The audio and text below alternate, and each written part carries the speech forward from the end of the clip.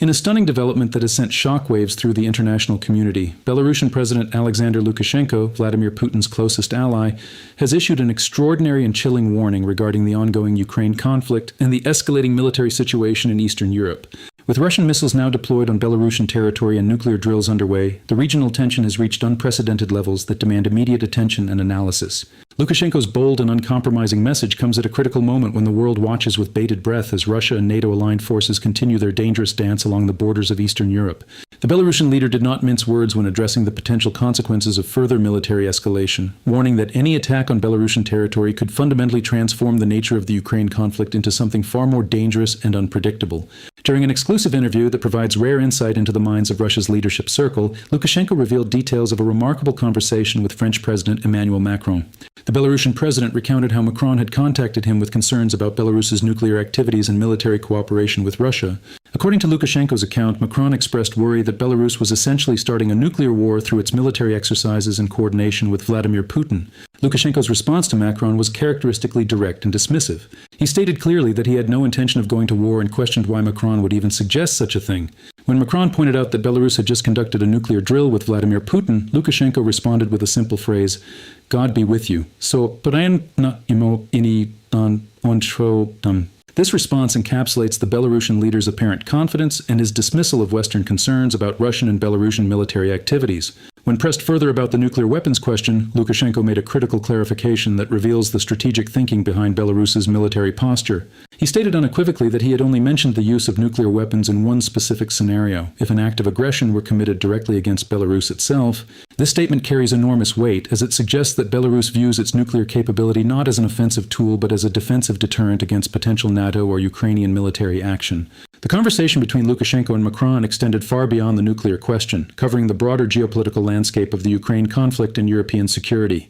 Lukashenko revealed that the two leaders discussed the potential consequences if Russia and Belarus were to launch a coordinated attack on Ukraine from the north. Macron warned that such an action would force a response, to which Lukashenko countered that the French president should instead be striving for peace, rather than preparing for further escalation.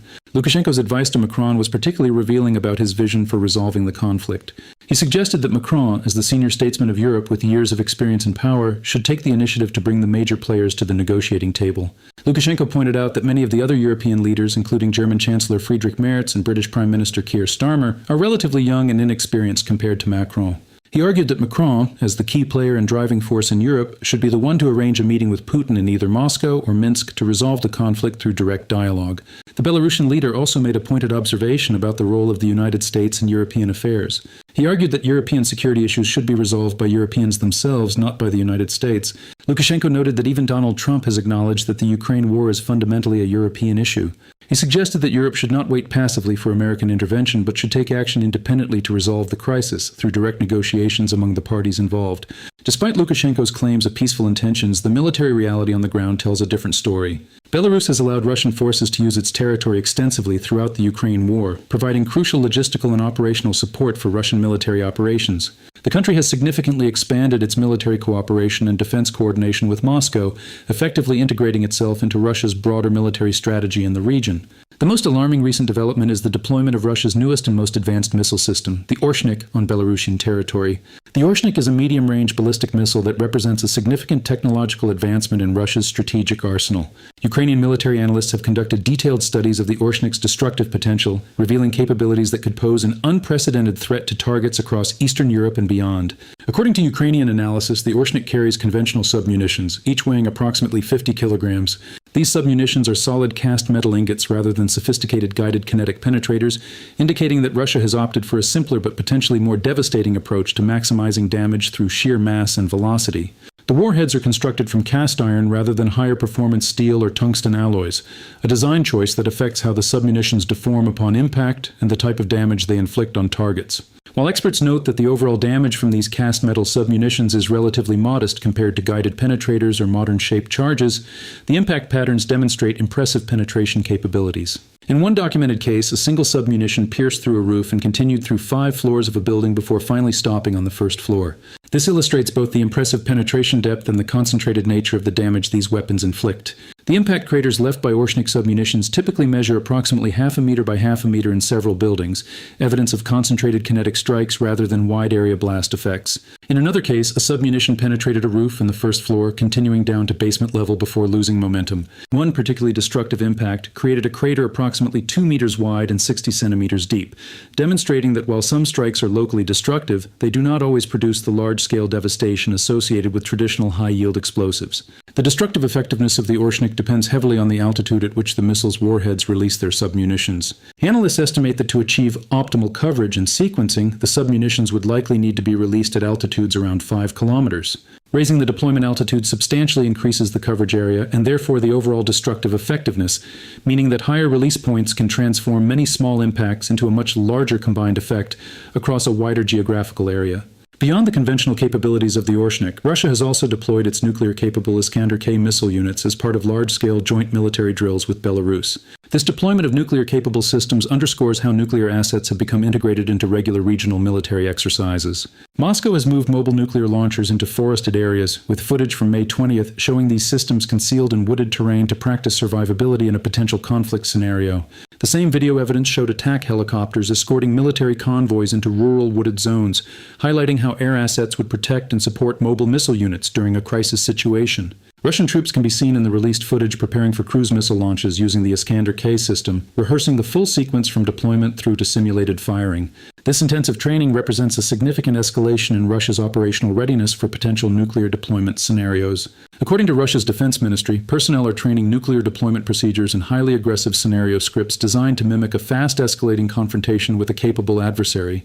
The troops are specifically drilling to strike targets across Europe with Iskander-K missiles, reflecting the system's role as a regional theater nuclear option. For these scenarios, Moscow is employing terrain-hugging cruise missiles that fly low to evade radar detection and simulate realistic nuclear attack profiles against defended targets. In parallel with these tactical nuclear exercises, Russia's broader nuclear triad, comprising land-based missiles, strategic bombers, and submarines, has entered full-scale exercises alongside Belarusian forces. This integration of allies into Russia's strategic posture represents a significant escalation in the apparent coordination between Moscow and Minsk. Many defense analysts believe that President Vladimir Putin is using these drills to send a pointed and unmistakable message to Western capitals about Russia's nuclear readiness, aiming to deter further military support for Ukraine and other moves that Russia views as hostile. The Russian Defense Ministry officially announced the commencement of these strategic nuclear exercises on May 19th, framing them as a planned test of command, control, and combat readiness. According to the ministry, the main objective of these exercises is to practice how Russia would deploy its nuclear forces under conditions of an emerging or perceived threat to Russian interests. The scope of these drills is staggering, involving approximately 64,000 military personnel and roughly 7,800 pieces of military equipment. This inventory of military hardware includes more than 200 missile launchers, approximately 140 aircraft, 73 surface ships, and 13 submarines. Among the submarines participating in the exercises are 8 Russian strategic nuclear submarines, which form a critical component of Russia's sea-based nuclear forces. The drills feature launches of ballistic and cruise missiles from units based in Russia's Leningrad and central military districts, demonstrating the geographical breadth and strategic importance of these exercises. As part of the broader exercise, troops are being instructed in how to operate Russian tactical nuclear weapons that have been deployed on the territory of Belarus. This training represents a significant escalation in Belarus's integration into Russia's nuclear command structure and operational planning. The strategic drills follow an official statement from the Belarus Defense Ministry, which announced that it had launched its own nuclear-related exercises in coordination with Russia. According to the Belarus Defense Ministry, missile forces and aircraft units are participating in these coordinated drills, which focus specifically on nuclear deployment operations. The ministry stated that troops will practice the preparation and delivery of nuclear munitions as part of the comprehensive training program.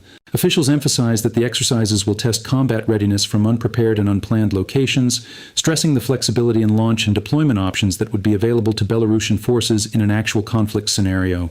Military units are also training in concealment and long-distance movement, underscoring sustained efforts to make nuclear-related forces harder to detect and target by potential adversaries. Despite the obvious military implications of these exercises, Belarus has insisted that the drills are not directed against third countries and claims they pose no threat to regional security. However, this assertion strains credibility given the scale of the exercises, the involvement of nuclear weapon systems, and the explicit coordination with Russian forces. Lukashenko has also claimed that several European NATO member states are actively encouraging Kiev to adopt a more threatening posture toward Belarus. These remarks come amid continuing tensions along Belarus's southern border with Ukraine, where security concerns remain persistently high. The situation represents a delicate and potentially volatile balance, with Belarus attempting to maintain its position as Russia's closest military ally, while simultaneously trying to avoid direct confrontation with NATO-aligned forces.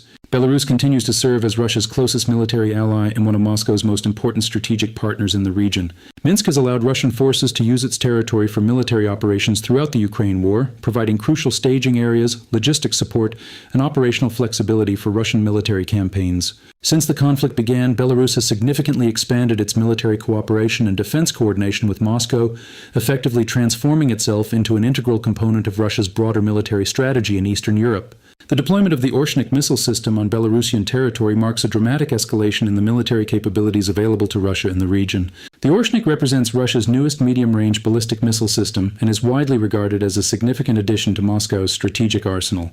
The system's deployment in Belarus places advanced Russian military capabilities within striking distance of numerous European targets, fundamentally altering the regional balance of power and raising the stakes for all parties involved in the conflict. Lukashenko's warning that the Ukraine conflict could take on a different character if further escalation occurs should be understood in the context of these military developments. The Belarusian leader's refusal to elaborate on what specific response Minsk or Moscow might take if attacked suggests that the response options being considered are potentially severe and far-reaching. The integration of nuclear weapon systems into Belarus's military posture, combined with the deployment of advanced conventional weapon systems like the Orshnik, creates a situation where the potential for catastrophic escalation has never been higher. The situation in Belarus and along the Ukraine border represents one of the most dangerous flashpoints in the current geopolitical landscape. The combination of Lukashenko's increasingly bold rhetoric, the deployment of advanced Russian military systems on Belarusian territory, and the ongoing nuclear exercises creates an atmosphere of heightened tension and uncertainty. The international community watches with growing concern as the military balance in Eastern Europe continues to shift in Russia's favor, while diplomatic efforts to resolve the underlying conflict appear to have stalled. The implications of these developments extend far beyond the immediate region.